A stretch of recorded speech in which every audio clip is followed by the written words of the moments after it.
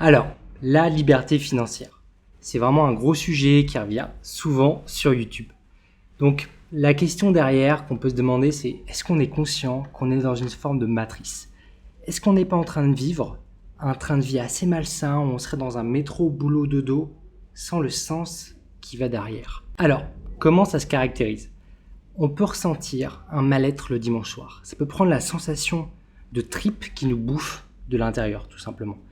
On se sent en fait pas aligné avec ce qu'on fait. Et oui, on appelle ça le blues du dimanche soir, mais certains vont se dire c'est normal, parce que demain, il faut y retourner. Mais au fond, en fait, c'est peut-être une force de ressentir ça. Parce que c'est un peu le réveil en soi qui peut te rappeler de te dire, qui est là et qui te dit, est-ce que tu mériterais pas mieux? Là, dans cette vidéo, je vais te présenter l'histoire de Julie, 30 ans, qui est consultante à Paris en 2023 et qui décide enfin d'essayer de lutter contre cette sensation d'être dans la matrice et de commencer à s'y mettre sérieusement, à investir du coup, surprise, et en débutant la construction de sa propre liberté financière. Alors, j'espère que cet exemple, il pourra sincèrement t'inspirer. On va voir qu'elle utilise principalement deux leviers. Alors le premier levier, ou plutôt le deuxième levier, ce sera les ETF, pour s'exposer à la croissance de la bourse. Et le premier levier, ce sera l'immobilier avec l'acquisition de la résidence principale. Pas de surprise à ce niveau-là, c'est un grand classique. Alors, petit rappel pour les ETF, c'est un produit financier qui permet de répliquer les performances de plusieurs actions, par exemple, ou indices. On peut même cibler une industrie en particulier, comme par exemple la niche du luxe, l'industrie chimique, les métaux précieux, etc. Tu vois le truc. Alors, mettons un peu de contexte. Julie, elle a 30 ans. Ça fait 7 ans qu'elle travaille en tant que consultante à la Défense. Elle n'a jamais investi dans sa vingtaine. Donc c'est plutôt une vingtaine festivité, joyeuseté, profiter de ses meilleures années. Souvent certains répètent ça, il y a même pas mal de personnes qui ont entendu ça dans leurs enfances. Les 20 ans, les 20-30 ans, c'est les meilleures années. Donc beaucoup de sorties, peu de sommeil, beaucoup d'expérience de vie. Donc un modèle un peu work hard, travail dur, play hard, profite beaucoup. Pour profiter du coup de la vie sur le court terme. C'est ça ma lecture. Assez souvent, pour les personnes qui ont pris ce chemin, arrivée à 30 ans, donc là dans notre exemple, Julie, elle est seule, elle est célibataire. Certes, elle a plein d'amis. Elle s'éclate, elle sort. Elle a eu un sentiment au long de sa vingtaine de bonheur, avec des plaisirs immédiats. Mais au fond d'elle, elle a l'impression que si elle continue comme ça n'a pas de sens. De sens sur le long terme. En fait, elle sent qu'elle ne construit pas vraiment quelque chose. Et c'est ça qu'elle ressent le dimanche soir, en fait. Elle sent qu'elle va boucler sur la même semaine qu'elle a fait la semaine dernière, en fait. Elle ne sent pas qu'elle avance. Alors, elle se rend compte aujourd'hui, ça peut être le cas de pas mal de personnes, elle se rend compte, au fond d'elle, qu'elle voudrait construire une famille. Et avec un patrimoine conséquent pour accompagner justement cette construction avec sa famille. Au fond, on peut se dire cette sensation, ça peut être un rappel, si on réfléchit un petit peu à notre propre mortalité, se dire il y a une fin dans tout ça, donc est-ce qu'on va enchaîner les semaines qui n'ont pas de sens, ou est-ce qu'on va vraiment essayer de construire quelque chose sur le long terme qui veut dire quelque chose? Au fond, nous, on peut se dire, nos ancêtres, ils se sont reproduits autant d'années, est-ce que ce serait juste pour qu'on consomme aujourd'hui en 2023? Moi, je pense pas, personnellement. Après, voilà, dans l'exemple, Julie aussi, elle se rend compte que ce qu'elle a fait dans sa vingtaine, ce qu'on lui a appris de faire et à profiter de la vie, est-ce que ce serait pas vraiment ce qu'elle voudrait? Sachant qu'on a des ancêtres qui sont reproduits, qui ont construit des choses sur le long terme pour nous amener jusqu'à ce niveau-là de civilisation et qui ont eu des temps beaucoup plus difficiles que nous. Faut dire, on a des désavantages dans notre situation. On a des dettes monumentales, des impôts monumentaux, il y a un problème de niveau de service public, il y a plein de problèmes aujourd'hui de retrait, de tout ce qu'on veut. Mais il y a aussi des avantages. C'est qu'on peut profiter de la somme de toutes les expériences du passé. On a des ressources incroyables pour ça. Du coup, ce qui donne du sens là, Julie, c'est de pouvoir fonder une famille, dans la continuité de ses ancêtres. Bref, voilà, tu vois l'idée. Ici, on va se concentrer sur l'aspect financier. Julie, là, elle va anticiper ces 20 prochaines années et commencer à se construire un patrimoine. Alors, on va revenir à la pratique, on va faire un état des lieux de sa situation financière.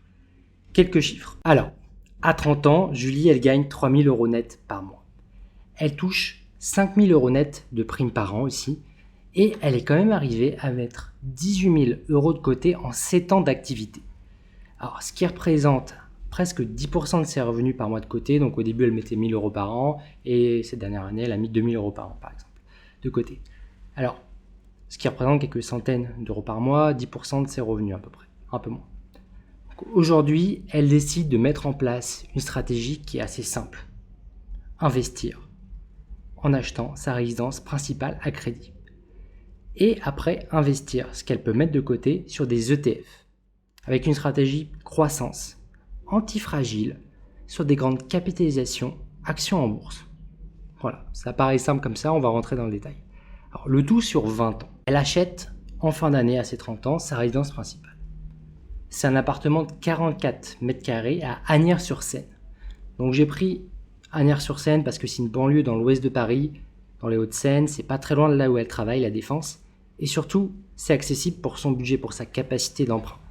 Ça n'aura pas de sens qu'elle vive dans un 10 mètres carrés à Paris. Vous prenez un truc qui est à peu près réaliste. Donc sachant que dans cette banlieue, qui est plutôt bien desservie par les transports, elle est, voilà, on va dire à 20 minutes, elle est 25 minutes de son travail à la Défense, ce qui est vraiment très correct pour Paris. Et les prix au mètre carré, ils sont entre 2 661 euros le mètre carré et 4 555 euros le mètre carré. Voilà, je te mets les prix ici. Alors bien sûr, ça aurait été possible de le faire dans d'autres proches banlieues. Voilà, j'en ai pris une qui me paraissait cohérente. Alors la bonne nouvelle pour Julie, c'est qu'elle est aidée par ses parents qui veulent l'aider pour qu'elle s'installe et qui voient là aussi une bonne occasion de transmettre un peu de patrimoine pour que Julie puisse acheter de l'actif. Donc ils vont donner 20 000 euros. Alors voilà, bien sûr, il y a des personnes qui n'ont pas ce genre d'aide des parents. Là, on fait un cas où les parents vont lui financer ses frais de notaire. Voilà, potentiellement les frais d'agence, etc.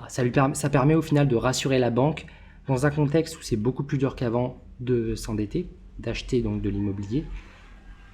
Ça va lui permettre du coup d'avoir un apport plus conséquent que ce qu'elle avait pu économiser jusqu'à maintenant en 7 ans d'activité. Donc voilà, elle va voir son banquier, un prêt qui lui permet d'emprunter 200 000 euros à la banque, 20 000 d'apport des parents, ça lui permet de un tout petit peu taper quand même dans ses économies de 18 000. La banque lui fait un taux à 4%, avec 0,15% d'assurance. Alors 0,15% d'assurance parce qu'elle est jeune, donc elle a une très bonne espérance de vie, donc l'assurance n'est pas chère. Et les taux, on ne peut pas faire grand chose, hein, les taux sont plus hauts, il y a de l'inflation, voilà. C'est comme ça. Donc c'est un contexte où ça coûte plus cher d'emprunter. Oui, c'est un contexte où il y a moins d'acheteurs aussi. Et du coup, il y a une possibilité aussi de négocier. Donc là, on va supposer qu'elle va un peu négocier, qu'elle va avoir un moins 5, moins 7% du marché. J'ai pas fait une grosse négociation non plus pour cette simulation, mais voilà. Ça lui va lui coûter au final 1 200 euros par mois sur la durée de son prêt, sur les 20 ans. Donc le coût total en intérêt sera quand même 90 000 euros. Alors désolé, il y a un peu de vent, parce que là, je suis à Bali, à Ahmed. Et c'est les palmiers au-dessus de la cahute qui font un peu de vent. Voilà, bon, ça se trouve on n'entend pas au micro, mais voilà, si vous entendez, je peux pas y faire grand-chose.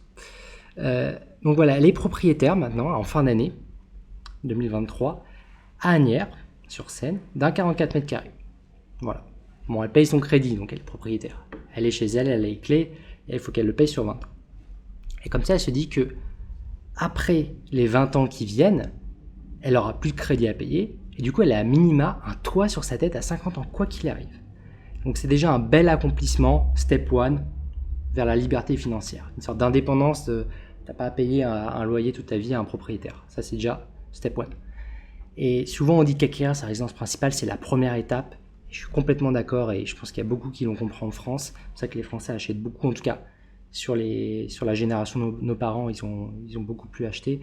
Nos parents, la génération des boomers, ils ont beaucoup pu acheter, donc ça, on voit que c'est un système quand même qui a pas mal fonctionné. Aujourd'hui, c'est plus compliqué, mais ça ne veut pas dire que c'est la mauvaise solution. Faut tout se calcule. Donc là, elle a calculé que c'était intéressant. Après, tu me dis tu vas acheter à Paris, c'est moins évident. Faut faire ses calculs en fonction du temps que tu restes, tout simplement. Voilà. Donc maintenant, après ça, voilà, elle se dit c'est bien, j'ai remplacé la proportion que je paye tous les mois pour un loyer par un crédit qui capitalise au final. Ok, des intérêts, mais voilà, c'est le coût d'entrée. Faut accepter de payer, voilà, frais de notaire, tout ça, voilà. Il n'y a pas le choix. Maintenant, avec ce qui lui reste, elle arrive à mettre de côté 900 à 1000 euros par mois. Parce qu'aujourd'hui, elle a décidé de réduire son niveau de vie. C'est-à-dire qu'avant, elle dépensait beaucoup en soirée, elle sortait beaucoup, elle regardait pas trop à la dépense. Et maintenant qu'elle va vivre à Agnières, ça va coûter moins cher, elle va faire plus de courses, elle va plus s'organiser pour préparer son repas le midi de temps en temps, peut-être pas tout le temps, se faire quand même un ou deux restos par semaine, mais voilà, que ce soit pas la norme, pour faire des économies, et comme ça, elle passe de 10% d'épargne à 30% d'épargne. En faisant cet effort de 20%, elle peut investir sur des ETF. Et son idée, c'est pas de toucher des rentes avec cette stratégie d'investissement, c'est de capitaliser, c'est de faire croître ce patrimoine. Ça veut dire que non seulement il y aura l'épargne qui va s'accumuler sur ces positions sur ces ETF, et voilà, elle va espérer avoir plus que ce qu'elle investit à la fin. Donc comment elle fait? Donc elle va avoir une stratégie de croissance, growth en anglais. Elle va choisir des industries avec un peu d'anticorrélation exposées à la croissance. Donc pour que anticorrélation, c'est en gros quand il y en a un qui monte, souvent il y a l'autre qui descend, ça permet d'avoir une sorte de protection en termes de risque. Voilà, j'en parle un peu plus dans ma formation si tu veux. Donc elle va choisir concrètement l'industrie chimique, les semi-conducteurs, la tech aussi, un peu luxe. Voilà. Alors pour la tech, elle regarde plutôt logiciels et services. Et ses principaux ETF, donc le principal investissement qu'elle va faire, ça va répliquer tout simplement l'indice du S&P 500. Donc l'indice américain des 500 plus grandes capitalisations.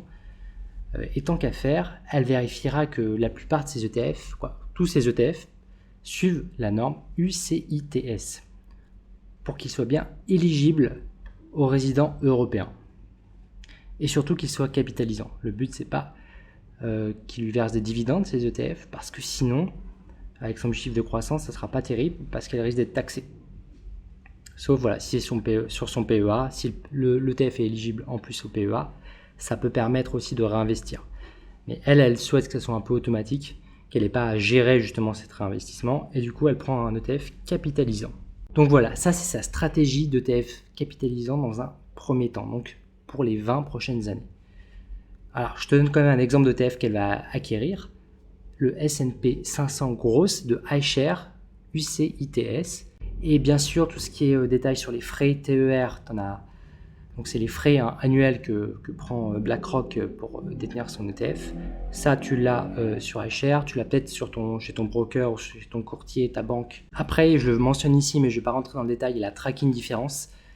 C'est une mesure pour voir à quel point l'ETF est bon à répliquer les actions de l'indice. Par exemple, un ETF S&P 500, il est censé répliquer la performance des 500 actions avec la pondération de S&P 500 en termes de performance.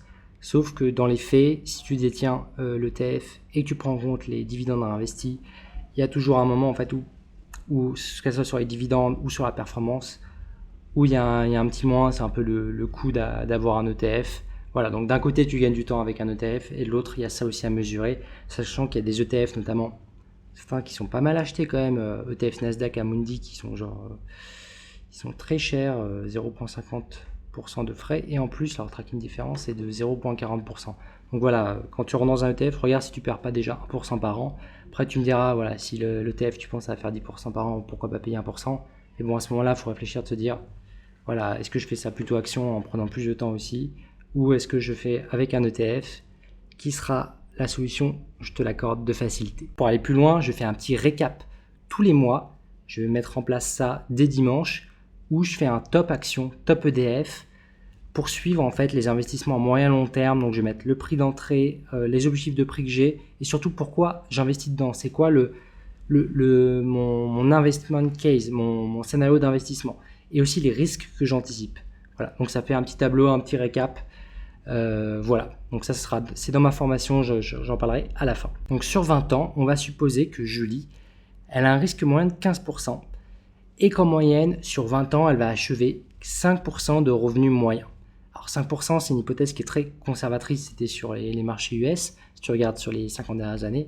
Après voilà, là j'ai fait une hypothèse conservatrice parce qu'on est quand même dans un contexte un peu particulier, c'est pas non plus pump it up, ça y est, il y a la super croissance qui est là et peu d'inflation, il y a quand même une situation où il y a pas mal d'inflation, et même si c'est un contexte assez compliqué là pour cette année et l'année qui vient, il y a quand même des très bonnes opportunités à prendre, et même en moyenne, je pense que voilà, sur 20 ans, 5%, c'est assez conservateur. Voilà. Donc elle va continuer à investir d'abord 900 € par mois, et puis jusqu'à 1 000 € par mois, progressivement sur 20 ans. Parce qu'on va quand même supposer que Julie va avoir quelques augmentations, et potentiellement dans sa vie, elle aura très certainement des opportunités de jumper, donc c'est-à-dire de passer au niveau supérieur, d'encadrer des gens, de devenir manager, pourquoi pas monter encore plus haut, et peut-être même au début de sa trentaine en fait, si elle en a l'opportunité. Des jeunes managers, ça arrive, plus souvent que ce qu'on pense, et aussi le fait que Julie est motivée. Du coup, non seulement elle travaille dur, mais aussi elle travaille intelligemment, et avec une bonne organisation, et voilà quoi. Elle sait pourquoi elle travaille, du coup ça donne une force supplémentaire. Voilà, elle anticipe qu'avec sa stratégie, en 20 ans, elle aura rien qu'en épargne, avec ce qu'elle aura mis de côté, mis 260 000 € de côté. Puis avec 5% d'intérêt réinvesti en moyenne par an, avec ses ETF capitalisants, à 50 ans, elle aura touché un peu plus de 100 000 € d'intérêt. Là, je vois plus de 150 000 € d'intérêt. Donc, ça lui fera un capital de plus de 400 000 € à 50 ans.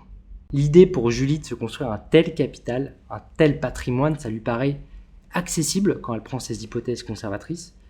Du coup, ça pourrait être beaucoup plus. Mais déjà, voilà, c'est pour vous montrer qu'en 20 ans, ce qui est possible de faire, c'est impressionnant avec la régularité et de compter en fait sur la valeur temps. C'est-à-dire que là, on anticipe des résultats futurs qui seront meilleurs. Après, bien sûr, il y aura des années à plus 20%, peut-être des années à moins 20%. Mais en moyenne, on ne peut pas anticiper non plus exactement quelle année sera plus 20, moins 20. C'est plus compliqué que ça. Il y a pas mal de choses à arriver et personne ne peut anticiper des événements imprévisibles par définition. Donc voilà, elle s'attend à être à plus 5% en moyenne par an. Certes, il y aura des frais sur des ETF à prendre en compte, mais l'idée c'est de passer un minimum de temps ici pour Julie parce qu'elle n'a pas que ça à faire d'analyser des actions. Elle achète en gros, voilà, en gros un panier d'actions avec un ETF. Avec plusieurs ETF là d'ailleurs. Elle en fait 7 dans le portefeuille que j'ai fait. Et le but, voilà, c'est de passer un minimum de temps, faire croître son patrimoine, avec l'idée qu'à 50 ans, elle aura l'option de pivoter en fait, de réallouer son capital, de vendre ses ETF capitalisants pour acheter tout ou partie, parce qu'elle peut réallouer qu'une partie, elle pourrait vendre la moitié, et après, avec la partie qu'elle vend, elle pourrait l'allouer sur des ETF distribuant, des actions à dividendes aussi, pour se verser 21 000 € de rente au maximum si elle prend des 5% de dividendes. Par exemple, si elle switch tout sur Total Energy ou sur un ETF qui paye 5%, ça sera à peu près ça. 21 000 € de rente par an avec son capital, c'est quand même joli. Et on peut clairement parler de jolis revenus passifs à ce niveau-là, parce que c'est pas comme l'immobilier locatif, t'as pas à faire des entrées-sorties de l'appartement que tu loues, des chambres que tu loues. Là, c'est des dividendes qui sont versés tous les ans, 4 fois par an, sur ton compte. Donc voilà, c'est clairement une étape clé là. Deuxième step très importante pour aller vers sa liberté financière. Donc en investissant sur la bourse, dans 20 ans, elle aura plus de loyer, plus de crédit à payer, une jolie rente en perspective. On va dire pour Julie, ces stratégies de construction long terme, ça fait quand même plus de sens. En tout cas financièrement, que de travailler pour payer un loyer et d'être potentiellement en insécurité financière à 50 ans. Donc voilà, le dimanche soir, elle est plus dans le mood de se dire elle recommence sur la même semaine. Elle est dans chaque mois, chaque semaine, j'avance vers ce que je suis en train de construire. Et du coup, chaque mois, elle voit qu'elle mesure mieux, qu'elle construit quelque chose et à minima dans sa tête, voilà, ça lui permet d'avoir un mindset qui est beaucoup plus positif. Et voilà, ça reste un plan. C'est-à-dire que là, on est en 2023, on ne sait pas ce qui va se passer d'ici 2043. Alors, un plan, ça s'adapte, mais là, elle a une base solide, si tu veux. Un minimum, une stratégie minimale qui va lui permettre déjà de très bien s'en sortir. Et mieux que 90% de la population active. Après, voilà, tout le monde ne gagne pas 3 000 € net, je suis complètement conscient à 30 ans, mais ça donne un ordre d'idée. Le process, il peut s'adapter à beaucoup de monde. À partir du moment où une personne arrive à mettre plusieurs centaines d'euros, voire 100 € par mois, c'est réaliste en fait de se dire qu'on peut construire quelque chose. Et puis un de ses objectifs principaux, faut pas oublier, c'est de fonder une famille. Donc là, elle est célibataire à 30 ans, mais fonder une famille, ça ne se décide pas seul. Donc il faut être capable de s'adapter. Et voilà, c'est-à-dire que même si elle reste seule là, elle sera quand même indépendante financièrement à 50 ans avec un 44 mètres carrés à Nières. C'est pas rien. avec 400 000 euros en actions, c'est pas mal. En ETF, là, à l'occurrence. Mais pour fonder une famille, ce qui est cool, c'est que tu fais ça à deux. Donc avec un homme, par exemple, qui a des plans, des objectifs similaires, donc elle devra s'adapter. Lui aussi, son futur conjoint, devra s'adapter aussi à elle. Et donc, son avenir, qu'elle souhaite, ce sera un projet commun. De fonder une famille, de construire un patrimoine, à deux pour leurs enfants. Tout sur le long terme, elle verra les effets que ça a. Et si on imagine qu'elle rencontre une personne avec les mêmes ambitions, en fait, on pourrait tout simplement doubler les chiffres. Ça veut dire les chiffres que je t'ai annoncés, parce qu'ils vont être deux. Donc, ce ne sera pas un 40 mètres carrés, ce sera un 88 mètres carrés. Payé dans 20 ans. Donc, il y aura clairement assez de place pour fonder une famille. Et ça sera aussi un capital, du coup, qui dépasserait 800 000 euros. Donc là, je double tout simplement. Voilà. On pourrait imaginer aussi que certains ont des augmentations, etc. Mais voilà, à revenu égal, à stratégie égale, avec ces hypothèses, à 2, puis 800 000 euros, un appartement payé, ce serait peut-être même à 1 million de patrimoine. Ce serait vraiment une belle réussite. Ça les placerait même dans les 5% de la population en termes de capital, ce qui n'est pas rien à 50 ans. Bien sûr, l'aspect aussi très positif au présent, parce que ça c'est le futur, quand tu te projettes.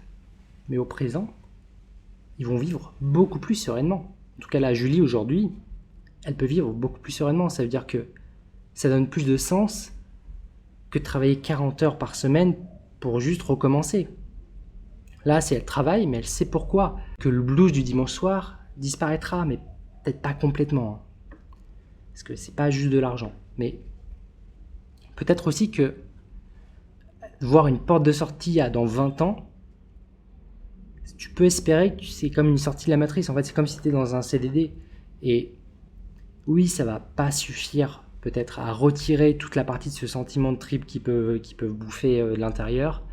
Peut-être voilà, ça va pas disparaître entièrement, mais déjà sur cette chaîne, on se contente de traiter un sujet financier, c'est déjà pas mal, gros morceau. Et voilà, déjà ça permet d'avancer là-dessus. Et ce que j'essaie d'expliquer ici, c'est qu'il y a de l'espoir. Il y a de l'espoir à chacun, à son niveau, de grimper socialement, financièrement. Et bien sûr, le salariat, c'est une opportunité. D'utiliser d'abord le levier de l'emprunt, parce qu'avec un CDI, c'est beaucoup plus simple que pour un entrepreneur d'avoir un prêt pour acheter sa résidence principale. Donc, et ça motive aussi d'avoir une stratégie de travailler dur et surtout intelligemment. D'avoir une stratégie qui sera utile pour demain avec de l'investissement, que ce soit avec de l'immobilier, des actions, des obligations, même sur des métaux précieux. Voilà, il y a plein de solutions. Et vraiment, l'objectif, c'est de se dire, il y a une logique et ça se calcule aussi, ça s'anticipe. Construire, d'après moi, mois par mois, un meilleur futur, ça change, mine de rien, l'état d'esprit dans lequel on est au présent. Du coup, ça libère notre cerveau de cette part qui peut être vue comme des pensées négatives. Donc, ça réduit aussi les émotions qui peuvent nous bouffer de l'intérieur à certains moments. Et voilà, rien que l'espoir de construire quelque chose de meilleur, que ce soit pour ses enfants, je sais pas, s'il y en a certains qui sont parents, pour ça. J'ai eu un commentaire récemment, voilà, je fais tout ça pour ma fille de 3 ans. C'est touchant, quoi. Voilà, on a autour de nous, pour notre conjoint, conjointe, pour nos enfants potentiels, à venir ou actuels, et surtout pour soi, on a des très puissants moteurs en nous et autour de nous pour construire quelque chose. Voilà, sortir de cette matrice, créer sa liberté financière, apprendre à peut-être réapprécier le métier dans lequel on pratique. Voilà, donc ici je donne le sentiment que c'est un travail de plusieurs décennies. En vérité, c'est souvent le cas. Voilà, le but, je ne vais pas vous expliquer que la liberté financière, ça se fait en 2 semaines, je vais gagner 15 000 euros. Non, c'est faux. C'est pas comme ça que ça marche. Donc oui, on peut. Ce que j'ai observé, moi, c'est que c'est quand même un chemin qui est assez difficile d'y arriver en moins de 20 ans.